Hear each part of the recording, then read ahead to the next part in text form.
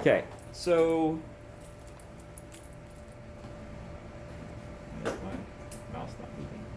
Oh, because it's doing that. All right, so we have these notes. You should have these in your notebook. Remember, reactants produce products. The reactants start the chemical reaction. Products come out of the chemical reaction. So then write a general equation. Anybody? Who's got a general equation for reactants and products? I mean, like really general.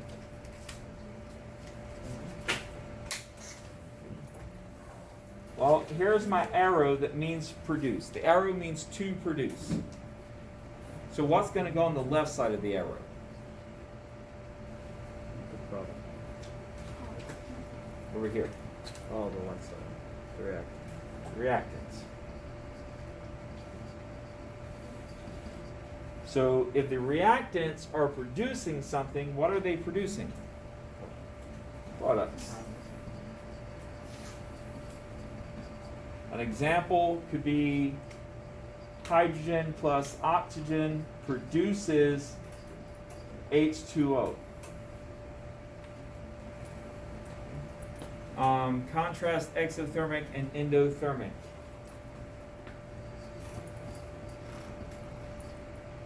With an exothermic energy, what? Is more energy being given off or absorbed? Okay, so one way to look at it, okay, in an exothermic, this much energy might be released. And only this much energy is absorbed. Both happen. Every chemical reaction, energy is absorbed and released. With an exothermic reaction, more of it is released. And so then an endothermic, you're going to have a little bit released and more is going to be absorbed.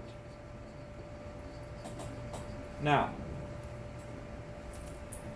if you were holding something and it was absorbing heat out of your hand, what would you feel, temperature-wise?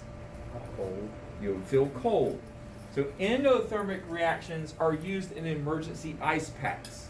Ones where you don't have to put it in the freezer, you just give it a little pop, the little bubble breaks inside, the chemicals react, and it gets cold. It's because of its endothermic reaction. Those hot hands that you take out of the package, slip in your glove or your socks, keep your hands or your feet warm in the winter, that's an exothermic reaction. Chemical change is any change that produces what?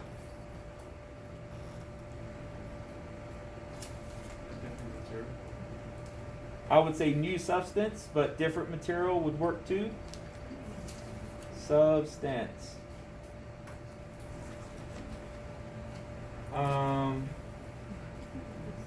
Chemical symbol is 1 or 2 letters and it represents a element. So you might, now, with a chemical symbol, the first letter is always a capital letter. Hopefully you learned this in 8th grade, but you might not have, or you might have forgotten. Okay? So, for example, carbon is a capital C. Cobalt is a capital C with a little o. Okay? Iodine is a capital I.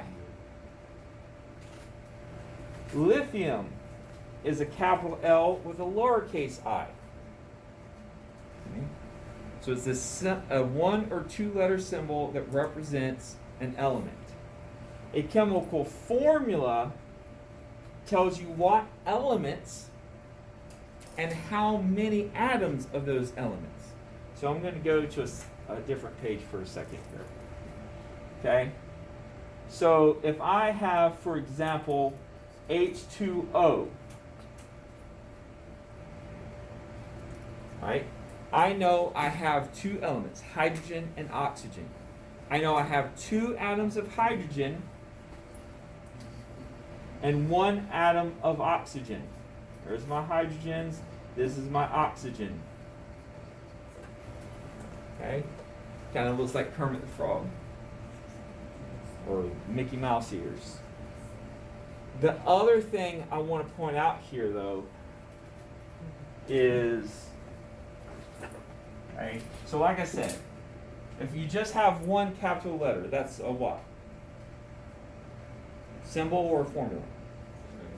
Symbol, specifically carbon. If I have C with a little o, what is that? It's a symbol, it's cobalt. Okay? What if I have a big C and a big O? That would be a compound or a chemical formula. That's carbon monoxide.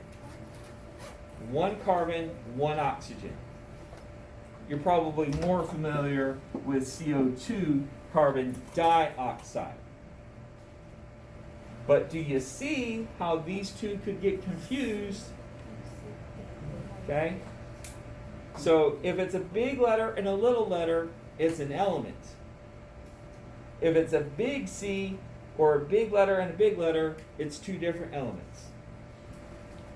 Another example might be you could have Mg, that's manganese, and then you could have I need a two-letter nonmetal.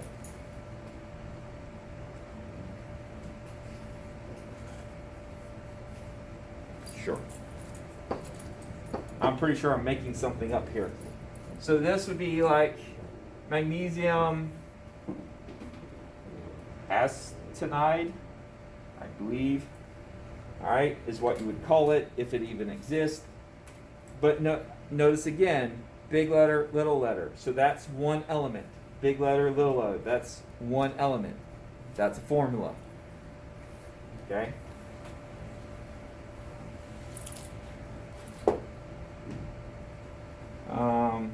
How many hydrogen atoms are in one molecule of C12H22O11?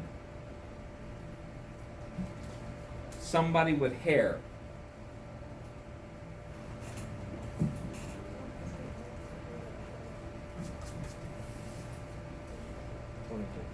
Yeah, there's 22. The symbol for hydrogen is a capital H. Okay, so it's right there. It says H22. That means there are 22 hydrogen atoms. What is the Latin name for the element potassium? Honestly, I don't know off my head. Who looked it up?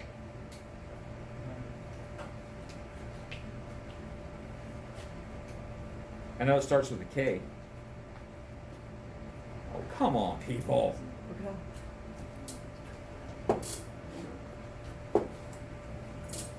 Where's my mouse?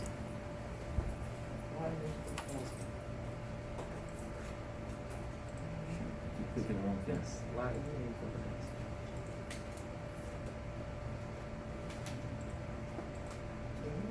Yeah. Callium. Gallium. Spell it. K-A-L or K-A-L-I-U.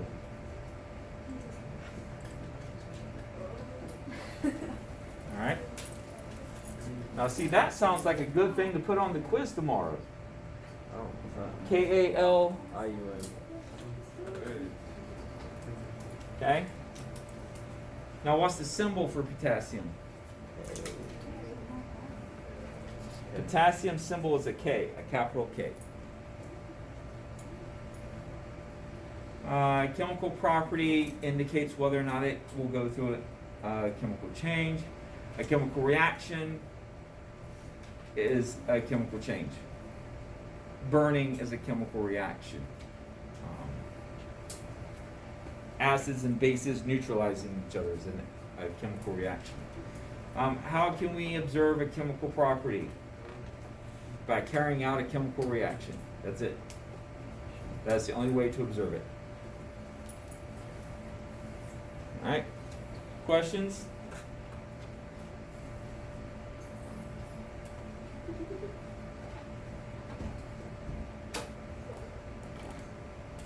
Remember, these questions are in the textbook. So you missed them. Now you should have just glued in 2.16, 2.17, and 2.18, correct?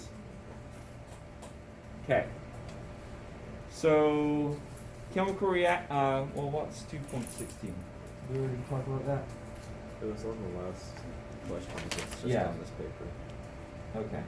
So a chemical property describes the ability of a substance to undergo a specific chemical change. And a chemical reaction is a process that occurs when one or more substances are changed into one or more new substances.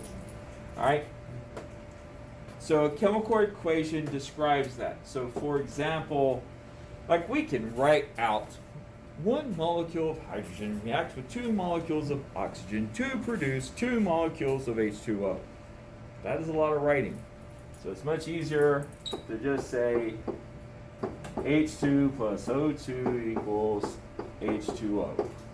Hydrogen plus oxygen equals H2O. And then, yeah, so I'm going to have 2 there and a 2 there. So 2 molecules of hydrogen plus 1 molecule of oxygen produces 2 molecules of H2O, water. The reactants,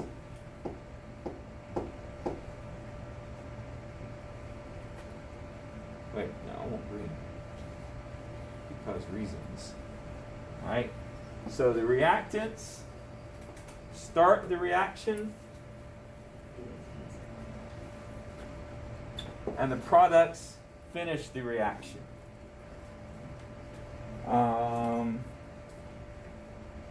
There are 4 visual cues that indicate that a chemical reaction is likely occurring. A change in color.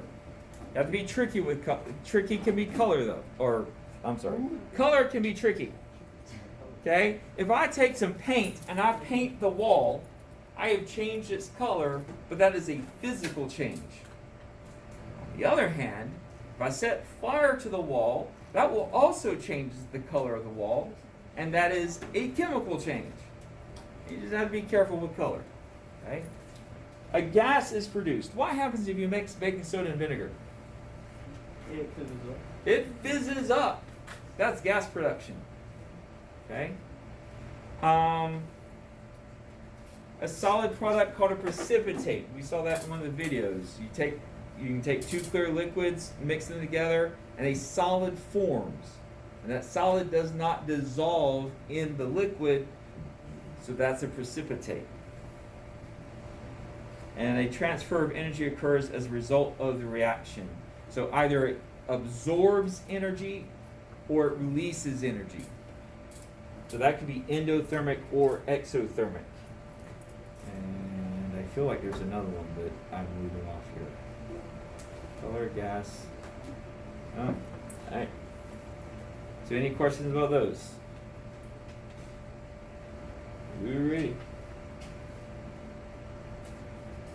See, here's the thing. If I go too fast, you need to tell me, even if it's privately. If I go too slow, tell me that too. I kind of tend to default to they don't remember this from 8th grade. So if everybody does, then let me know. I think this is too long. Oh, no. Scientists have discovered over We can do that. 100 different elements. They're named after all sorts of things, like colours, planets and places. But as a shorthand, scientists use symbols. The letter H for hydrogen, C for carbon, and O for oxygen. But the names and symbols don't always seem to make sense. Silver's symbol is Ag. Ag comes from its Latin name Argentum, so it's no surprise the place where loads of silver has been found is called Argentina. One of James Bond's enemies is Goldfinger, and his first name is Auric. It's a bit of a weird name, but it was probably chosen because the symbol for gold is AU. The Romans called lead plumbum, which is why its chemical symbol is Pb. Before lead was found to be poisonous, it was used for most water pipes. So from the word plumbum, we get plumber. Sr is a symbol for the element called strontium, named after the town Strontian in Scotland, but I like it because it's the element that makes fireworks red.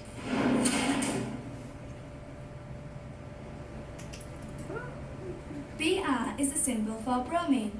Bromine gets its name from the Greek word bromos, which means stench, because bromine stinks.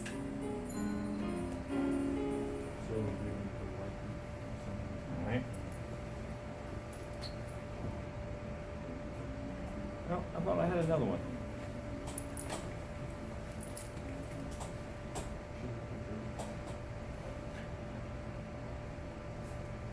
Ah.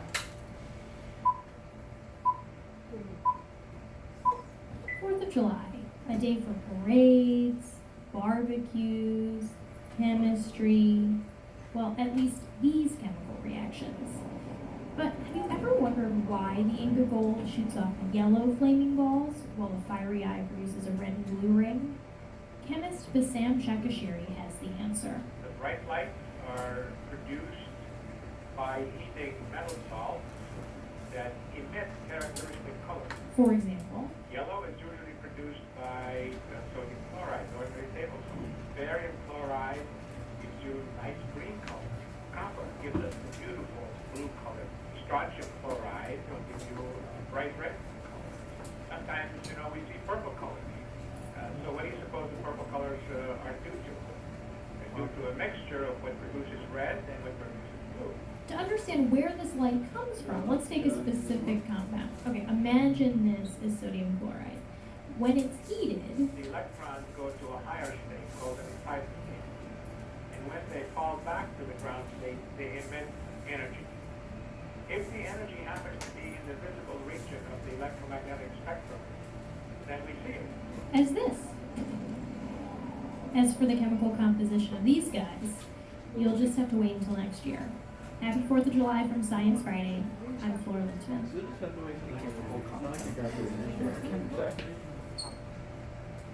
If you ever get a chance to,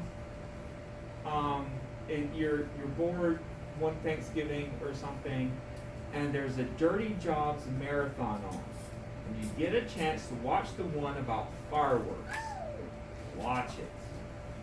You'll learn two things. One, you'll learn how they make fireworks. And two, you'll learn the importance of eye protection. If you don't know, Dirty Jobs is a TV series they used Scientists to have have discovered over where 100 different. a guy named Mike Rowe would go around and he'd do like a documentary about people's dirty jobs. Right? And I always like the show for two reasons. One, those people deserve respect. I don't care if you're a garbage collector, a ditch digger, or whatever. Okay? You're doing a job and you're doing it well, you deserve respect. The other reason was I learned stuff, but I also learned that is quite a few of them were jobs I could not do.